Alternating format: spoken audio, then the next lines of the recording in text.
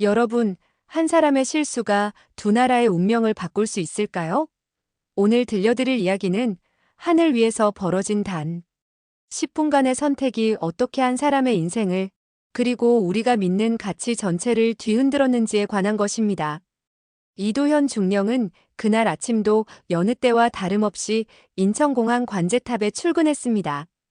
42살. 공군에서 20년을 복무하고 민항 관제 책임자로 자리를 옮긴 지 3년째였습니다. 커피 한 잔을 들고 레이더 화면 앞에 앉은 그의 얼굴에는 피곤함이 묻어 있었습니다. 밤새 아이가 열이 나서 병원을 다녀온 탓이었죠. 하지만 관제실에서는 그런 개인사를 드러낼 수 없었습니다. 수백 대의 항공기와 수만 명의 생명이 그의 판단에 달려 있었으니까요. 오늘도 평온하게 가자.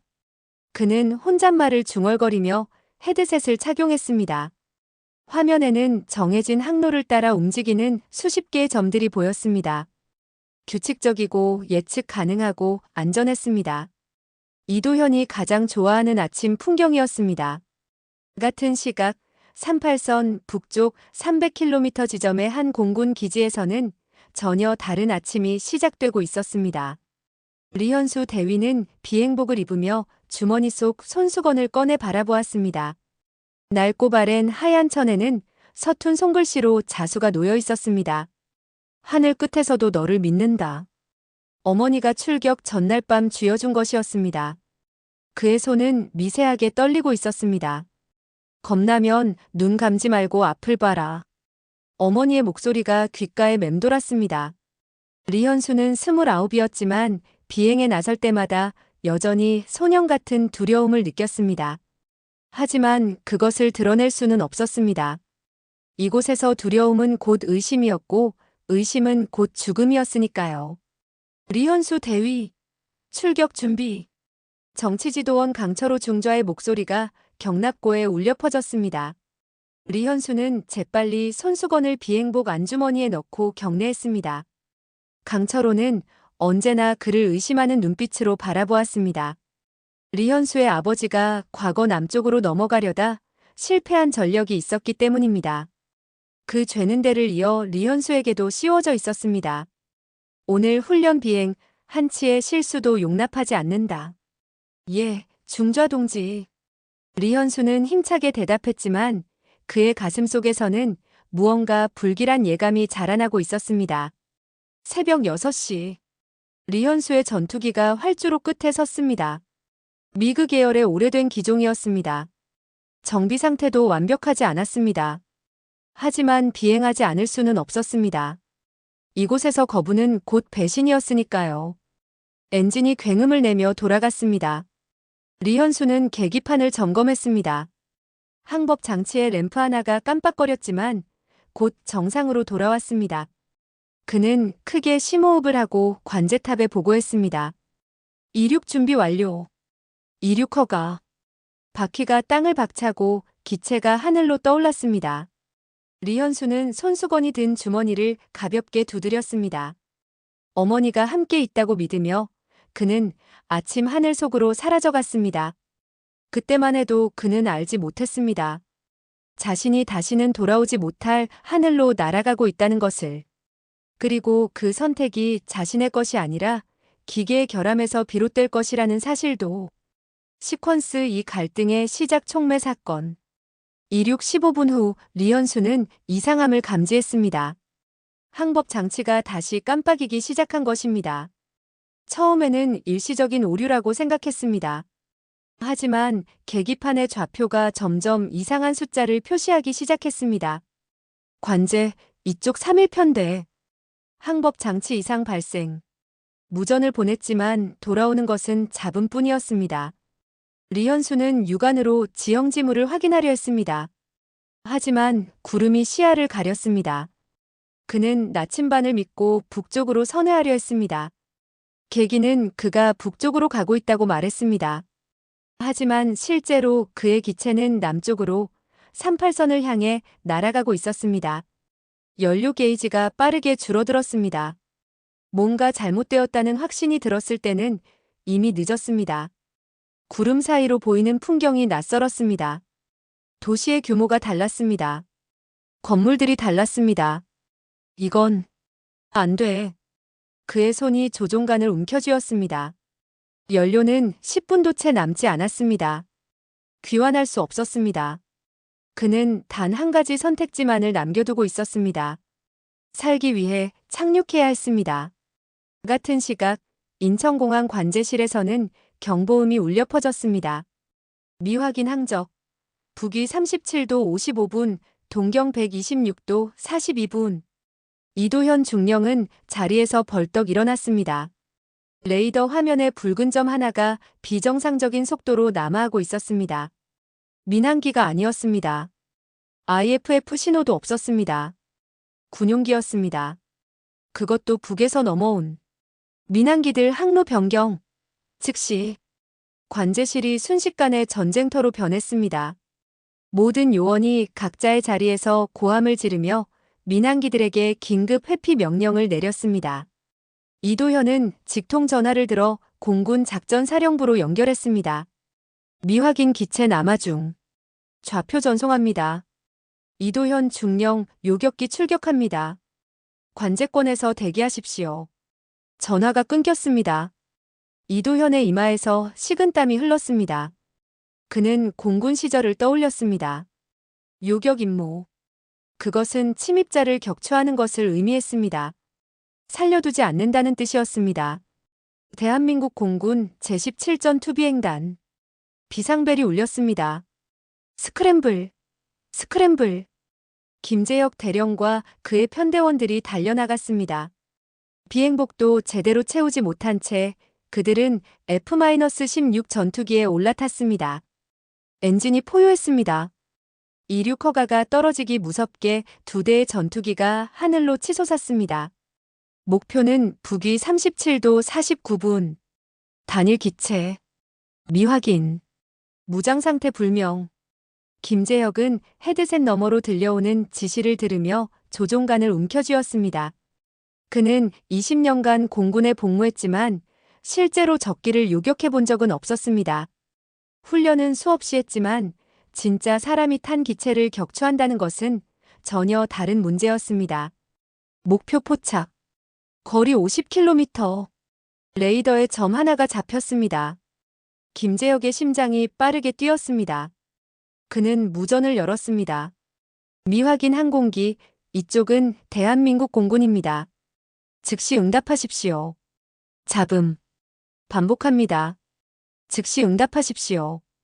응답하지 않으면 격추합니다. 여전히 잡음뿐이었습니다. 김재혁은 무기 안전장치를 해제했습니다. 손가락이 발사 버튼 위에 올려졌습니다. 그때 무전에서 떨리는 목소리가 흘러나왔습니다. 여기는 북부공군 3.1편대. 항법장치 고장. 연료 부족. 착륙 요청. 김재혁의 손가락이 멈췄습니다. 그 목소리에는 저기도 없었습니다. 오직 두려움만이 담겨 있었습니다. 인천공항 관제실로 그 무전이 중계되었습니다. 모든 요원이 숨을 죽였습니다. 이도현 중령은 스피커를 통해 흘러나오는 그 떨리는 목소리를 들었습니다. 공군 작전사로부터 다시 전화가 걸려왔습니다. 즉시 격추하십시오. 이것은 명령입니다. 이도현의 손이 수화기를 꽉 쥐었습니다. 그의 머릿속에서는 두 가지 목소리가 충돌했습니다. 하나는 군인으로서의 의무, 명령을 따르라. 또 하나는 관제사로서의 본능, 사람을 살려라. 중령님, 어떻게 하시겠습니까? 옆에 젊은 요원이 떨리는 목소리로 물었습니다. 이도현은 레이더 화면을 응시했습니다.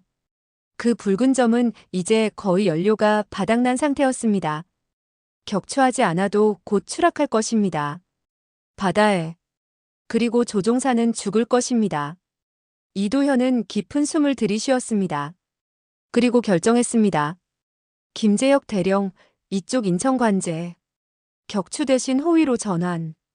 반복합니다. 호위로 전환하십시오. 관제 명령 위반입니다. 나도 안다. 하지만 저 사람은 무장도 하지 않았어. 레이더상 미사일 없음. 그냥 길 잃은 조종사야. 격추는 나중 일이고 일단 살려서 내려. 긴 정적이 흘렀습니다. 그리고 김재혁의 목소리가 돌아왔습니다. 알겠습니다. 호위로 전환합니다. 이도현은 무전을 북쪽 조종사에게 직접 연결했습니다. 북부 조종사, 이쪽은 인천공항 관제입니다. 당신의 양쪽에 우리 전투기 2대가 있습니다. 그들을 따라오십시오. 인천공항으로 안내하겠습니다. 리현수는 캐노피 밖을 보았습니다. 양쪽에 대한민국 공군의 F-16이 날개를 나란히 하고 있었습니다. 격추당할 줄 알았습니다. 하지만 그들은 쏘지 않았습니다. 대신 길을 안내하고 있었습니다. 감사합니다.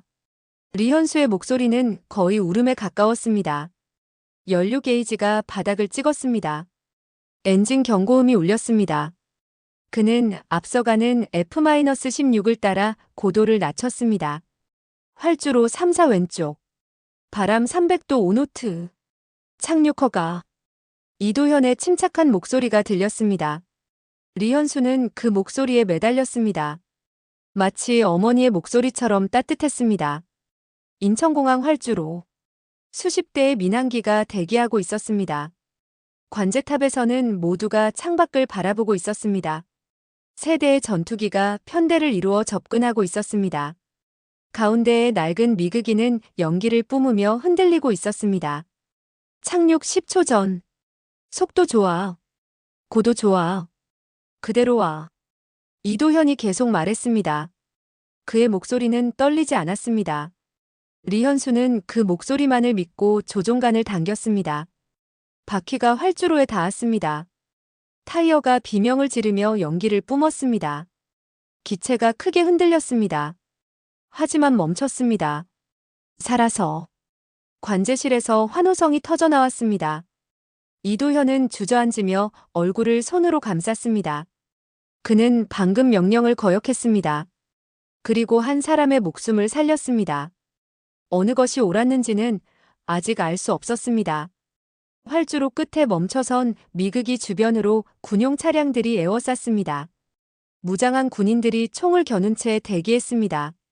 소방차와 구급차도 대기 중이었습니다. 긴장감이 흘렀습니다. 캐노피가 천천히 열렸습니다. 리현수는 두 손을 들어 올렸습니다. 그의 얼굴은 창백했고 온몸이 땀으로 젖어 있었습니다. 그는 떨리는 다리로 기체에서 내려왔습니다. 무릎 꿇어. 군인들이 고함쳤습니다. 리현수는 순순히 무릎을 꿇었습니다. 그의 비행복이 수색되었습니다. 무기는 없었습니다. 다만 낡은 손수건 하나만이 안주머니에서 나왔습니다. 이름. 리현수. 대위. 북부공군 제31비행단. 왜 넘어왔나? 항법장치 고장. 길을 잃었습니다. 연료가. 리현수의 목소리는 점점 작아졌습니다. 그는 자신이 어떤 상황에 놓였는지 정확히 알고 있었습니다. 귀순자로 환영받을 수도 있지만 침투자로 의심받을 수도 있었습니다. 그리고 무엇보다 어머니가 위험에 처할 것이었습니다. 군용 차량이 그를 실어 날랐습니다. 향한 곳은 국정원 대공수사국이었습니다. 신문실. 차가운 형광등 아래 리현수가 앉아 있었습니다. 그의 맞은편에는 정하윤 팀장이 서 있었습니다. 그녀의 눈빛은 날카로웠습니다. 리현수 대위. 진짜 사고였나요? 아니면 계획된 침투였나요? 사고입니다. 저는 그냥 살고 싶었을 뿐입니다. 살고 싶어서 남쪽으로 왔다? 그럼 귀순 의사가 있는 건가요? 리현수는 고개를 저었습니다. 아닙니다. 저는 돌아가고 싶습니다. 어머니가 계십니다. 정하윤은 비웃듯 코웃음을 쳤습니다. 돌아가고 싶다고요? 여기가 어딘 줄 알고. 당신은 이미 선택을 했어요. 살기 위해 남쪽 땅을 밟았잖아요. 제발. 저는 정말. 리현수의 눈에서 눈물이 흘렀습니다. 그는 손수건을 꺼내 얼굴을 닦았습니다. 정하윤은 그 손수건을 노려보았습니다. 그게 뭡니까? 어머니가 주신 것입니다. 정하윤은 손수건을 가져갔습니다. 그리고 자수된 글씨를 읽었습니다. 하늘 끝에서도 너를 믿는다. 그녀의 표정이 미묘하게 변했습니다. 하지만 곧 다시 냉정함을 되찾았습니다. 증거가 필요합니다. 당신의 말만으로는 믿을 수 없어요. 정하윤은 신문실을 나갔습니다. 복도에서 박윤서 요원이 기다리고 있었습니다. 비행 기록 분석 완료했습니다. 팀장님, 이거 보셔야 할 것 같아요. 국정원 분석실. 여러 대의 모니터에 비행 데이터와 음성 파형이 표시되어 있었습니다. 박윤서는 마우스로 특정 구간을 가리켰습니다. 여기 보세요. 이륙 15분 후부터 항법 장치 신호가 불규칙해집니다. 좌표값이 실제 위치와 180도 반대로 표시되는 오류예요. 제가 계산해보니 조종사는 자신이 북쪽으로 간다고 믿었지만 실제로는 남쪽으로 날고 있었습니다. 정하윤은 화면을 자세히 들여다보았습니다. 기계 결함이라는 거죠? 네. 그리고 무전 기록도 확인했습니다. 그는 여러 번 자기 기지에 연락하려 했어요. 하지만 주파수도 고장나서 연결되지 않았습니다. 이건 계획할 수 있는 게 아닙니다. 너무 많은 변수가 겹쳤어요. 정하윤은 팔짱을 끼고 생각에 잠겼습니다. 데이터는 리현수의 말을 뒷받침했습니다. 하지만 여전히 의심의 여지는 남아 있었습니다. 그래도 확신할 수는 없어요. 위장 침투일 가능성도. 팀장님. 박윤서가 다른 화면을 열었습니다. 이건 그의 조종석 내부 블랙박스 영상입니다. 표정을 보세요. 공포예요. 연기가 아닙니다. 화면 속 리현수는 계기판을 두드리고 무전기를 흔들고 마지막엔 손수건을 꺼내 꽉 쥐고 있었습니다. 그의 입술이 움직였습니다. 립리딩 전문가가 분석한 결과 그는 어머니라고 중얼거리고 있었습니다. 정하윤의 표정이 흔들렸습니다. 같은 시각 38선 북쪽 북부공군 사령부 강철호 중좌는 전화를 받고 있었습니다. 그의 얼굴은 일그러져 있었습니다. 그래, 리현수가 남쪽에 착륙했다고? 배신자 새끼. 그는 전화를 내려놓고 책상을 주먹으로 쳤습니다. 이것은 기회였습니다. 리현수를 예전부터 의심해왔던 그에게는 자신의 정치적 입지를 강화할 절호의 기회였습니다. 리현수의 가족을 모두 조사하라. 특히 어머니를. 부하가 격려하고 나갔습니다. 강철호는 창밖을 바라보았습니다. 그의 눈빛에는 냉혹함만이 담겨 있었습니다. 리현수의 고향 마을. 작은 농가. 어머니는 텃밭에서 일하고 있었습니다. 60이 넘었지만 여전히 허리는 곧았습니다. 그녀는 하늘을 올려다보았습니다. 아들이 오늘 비행 훈련을 나간다고 했습니다. 무사히 돌아오기를 기도했습니다. 그때 군용 트럭이 마을 입구에 멈춰섰습니다. 군인들이 우르르 내렸습니다. 어머니의 얼굴이 하얗게 질렸습니다. 그녀는 무슨 일인지 알 수 없었지만 본능적으로 느꼈습니다. 아들에게 무슨 일이 생긴 것입니다. 리현수의 어머니입니까? 네. 네, 그런데 무슨. 동행하십시오. 조사를 받아야 합니다. 조사요? 무슨 조사를? 현수가 어떻게 됐어요? 내 아들이 어떻게 됐냐고요. 어머니는 군인의 옷깃을 붙잡았습니다. 하지만 그들은 냉정하게 그녀의 손을 뿌리쳤습니다. 그녀는 트럭에 실렸습니다. 마을 사람들은 모두 고개를 숙이고 외면했습니다.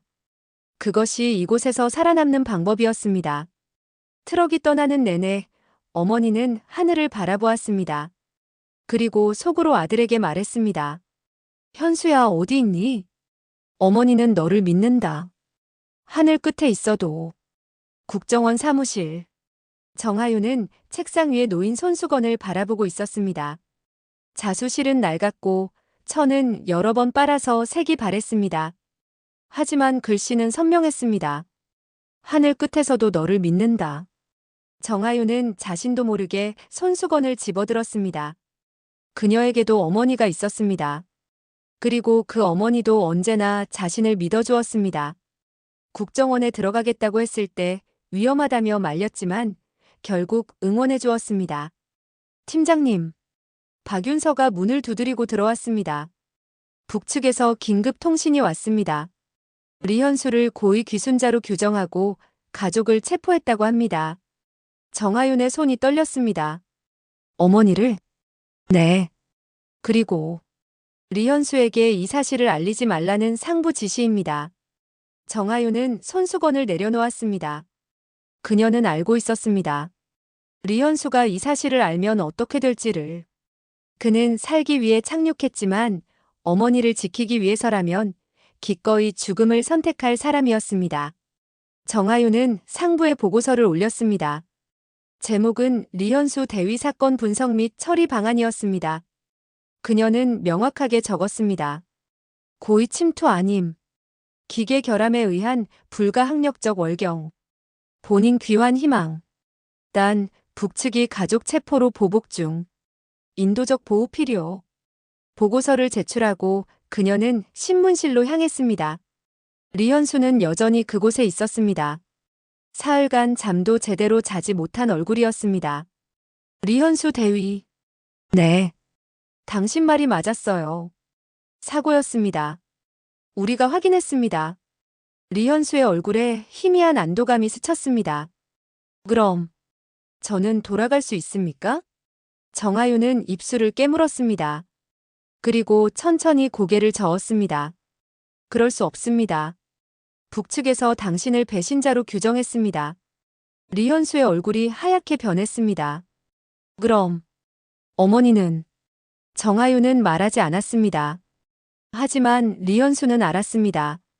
그의 눈에서 눈물이 주르륵 흘렀습니다. 제발. 어머니는 아무 잘못이 없어요. 제가 돌아가면, 제가 설명하면, 돌아가면 당신도 죽습니다. 그리고 어머니도 구할 수 없어요. 리현수는 바닥에 주저앉았습니다. 그는 손수건을 꺼내 얼굴을 묻었습니다. 그리고 울었습니다. 어린아이처럼. 회의실에서는 긴급회의가 열렸습니다. 국정원, 국방부, 외교부 인사들이 모였습니다. 정하윤도 배석했습니다. 리현수를 어떻게 처리할 것인가가 쟁점입니다. 한 장성이 말했습니다. 귀순자로 받아들여야 합니다. 선전 효과도 있고. 하지만 본인이 귀환을 원합니다. 그건 불가능합니다. 북측이 받아들이지 않을 것입니다. 그렇다면 보호해야 합니다. 인도적 차원에서. 정하윤이 입을 열었습니다. 제 생각은 이렇습니다. 우리는 그에게 선택권을 주어야 합니다. 강제로 남게 할 수도 강제로 보낼 수도 없습니다. 다만 그가 안전하게 살 수 있는 환경을 제공하는 것. 그것이 우리가 할 수 있는 최선입니다. 회의실이 조용해졌습니다. 그리고 한 명씩 고개를 끄덕이기 시작했습니다. 한 달이 지났습니다. 리현수는 경기도의 한 보호시설로 옮겨졌습니다. 더 이상 신문실이 아니었습니다. 작은 방이었지만 창문이 있었고 하늘이 보였습니다. 한서진 상담사가 그를 찾아왔습니다. 그녀는 부드러운 미소로 인사했습니다. 안녕하세요, 리현수 대위님. 저는 한서진이라고 합니다. 앞으로 자주 뵐 거예요. 안녕하세요. 리현수의 목소리는 여전히 힘이 없었습니다. 그는 매일 창밖만 바라보았습니다. 북쪽 하늘을, 어머니가 있는 곳을. 오늘은 산책 좀 하시겠어요? 한서진이 물었습니다. 리현수는 고개를 저었습니다. 괜찮습니다. 저는 하늘을 보러 가요. 여기보다 더 넓은 하늘이 보이는 곳으로요. 리현수는 그제야 고개를 들었습니다. 한서진은 그를 데리고 시설 뒤편의 작은 언덕으로 갔습니다. 그곳에서는 정말로 넓은 하늘이 보였습니다. 구름 한 점 없는 푸른 하늘이었습니다. 어머니가 같은 하늘을 보고 계실까요? 리현수가 중얼거렸습니다. 한서진은 옆에 앉았습니다. 그럴 거예요. 하늘은 이어져 있으니까요. 저는 어머니를 버렸습니다. 살겠다고. 제가 아니에요. 한서진이 단호하게 말했습니다. 당신은 살아남았어요. 그게 잘못이 아닙니다. 당신 어머니도 당신이 살아있기를 바라실 거예요. 리현수는 손수건을 꺼냈습니다. 그리고 하늘을 향해 들어 올렸습니다. 어머니, 저는 여기 있어요. 살아있어요. 미안해요. 그리고 고마워요. 시간이 흘렀습니다. 리현수는 조금씩 변해갔습니다. 한서진과의 상담은 계속되었습니다. 그는 자신의 이야기를 조금씩 꺼내기 시작했습니다. 어린 시절의 이야기, 아버지의 이야기, 그리고 어머니의 이야기. 어머니는 항상 제게 말씀하셨어요. 하늘을 봐라. 하늘은 거짓말을 하지 않는다고요. 한서진은 조용히 들었습니다. 그래서 저는 조종사가 되었어요. 하늘에 가까이 가고 싶었어요. 어머니 말씀처럼 거짓말 없는 곳에 가고 싶었어요. 그 마음은 지금도 같나요? 리현수는 고개를 끄덕였습니다. 네. 하지만 이제는 알아요. 하늘은 어디에나 있다는 걸. 남해도 북에도. 그래서 어머니와 저는 여전히 연결되어 있어요. 한서진은 미소 지었습니다. 맞아요. 그리고 당신이 여기서 잘 사는 것, 그게 어머니를 위한 최선이에요. 어느 날 정하윤이 시설을 방문했습니다. 그녀는 리현수에게 서류 한 장을 건넸습니다. 대한민국 거주 허가증입니다. 그리고 이제 당신은 자유예요. 리현수는 서류를 멍하니 바라보았습니다. 자유라고요? 네. 원하는 곳에 살 수 있어요. 일도 할 수 있고요. 우리가 도울게요. 리현수의 눈에서 다시 눈물이 흘렀습니다. 하지만 이번에는 슬픔이 아니었습니다. 감사합니다. 정말. 정하윤은 손수건도 돌려주었습니다. 이것도요. 당신 어머니의 마음이니까. 그날 밤 리현수는 창가에 앉아 손수건을 바라보았습니다. 그리고 북쪽 하늘을 올려다보았습니다. 별이 총총했습니다. 북쪽 어딘가에서 어머니도 같은 하늘을 보고 있었습니다. 그녀는 감옥이 아니라 다행히 마을로 돌아올 수 있었습니다. 하지만 감시는 계속되었습니다. 그녀는 매일 하늘을 보며 아들을 기도했습니다. 현수야, 잘 살아라. 어머니는 괜찮다. 너만 살아있으면 돼. 두 사람은 만날 수 없었습니다. 하지만 같은 하늘 아래 서로를 생각했습니다. 그것만으로도 충분했습니다. 1년이 지났습니다. 리현수는 경기도의 작은 도시에 정착했습니다. 그는 항공 정비사로 일하기 시작했습니다. 하늘을 완전히 떠날 수는 없었습니다. 그것은 그의 삶이었고 어머니와의 연결고리였습니다. 어느 날 김재혁 대령이 그를 찾아왔습니다. 1년 전 그를 호위했던 그 조종사였습니다. 리현수 씨, 저 기억하시죠? 리현수는 고개를 끄덕였습니다. 물론입니다. 제 생명의 은인이시죠. 김재혁은 웃었습니다. 은인까지는 아니고요. 그냥 사람이 사람을 살린 거죠. 오늘 제안이 하나 있어서 왔어요. 제안이요? 훈련 비행에 동승하지 않으시겠어요? 물론 민간인 자격으로요. 하지만 다시 한번 하늘을 날아보는 건 어떨까 해서요. 리현수의 눈이 커졌습니다. 정말 괜찮을까요? 물론이죠. 당신은 이제 대한민국 국민이에요. 그리고 훌륭한 조종사였고요. 이틀 후 리현수는 공군 기지에 섰습니다. F-16 옆에서 비행복을 입었습니다. 낯설었지만 동시에 익숙했습니다. 그는 손수건을 주머니에 넣었습니다. 준비됐어요? 김재혁이 물었습니다. 리현수는 깊게 숨을 들이쉬고 고개를 끄덕였습니다. 네. 준비됐습니다. 두 대의 전투기가 활주로를 달렸습니다. 그리고 하늘로 날아올랐습니다. 리현수는 캐노피 밖을 바라보았습니다. 구름이 눈앞을 스쳐 지나갔습니다. 푸른 하늘이 끝없이 펼쳐져 있었습니다. 그는 생각했습니다. 어머니, 저는 지금 하늘을 날고 있어요. 당신이 말씀하신 그 하늘을요. 거짓말 없는 하늘을. 비행을 마치고 착륙한 후 김재혁과 리현수는 활주로 옆에 섰습니다. 석양이 지고 있었습니다. 붉은 노을이 하늘을 물들였습니다. 어땠어요? 좋았습니다. 정말 좋았어요. 리현수는 웃었습니다. 오랜만에 진심으로 웃는 얼굴이었습니다. 당신은 훌륭한 조종사예요. 어디서든. 김재혁이 말했습니다. 그리고 악수를 청했습니다. 리현수는 그 손을 잡았습니다. 한때 적이었을 수도 있는 두 사람이 이제는 동료로서 손을 맞잡았습니다. 감사합니다. 저를 살려주셔서 천만에요. 우리는 사람을 살리는 게 일이니까요. 죽이는 게 아니라.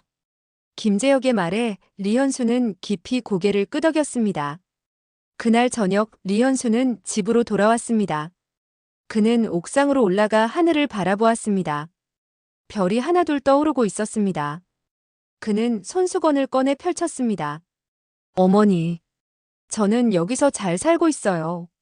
하늘도 날았어요. 당신이 준 이 손수건처럼 저는 끝까지 버텼어요. 그리고 이제는 괜찮아요. 언젠가 다시 만날 날을 믿으며 살게요. 바람이 불었습니다.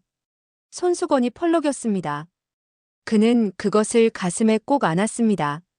북쪽 어딘가에서 어머니도 하늘을 보고 있었습니다.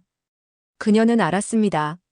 아들이 살아있다는 것을, 그리고 잘 지내고 있다는 것을. 어머니는 밤하늘을 향해 속삭였습니다. 현수야, 어머니가 말했지. 하늘 끝에서도 너를 믿는다고. 지금도 그래. 항상 그럴 거야. 별이 반짝였습니다. 마치 대답하듯이. 시청해주셔서 감사합니다.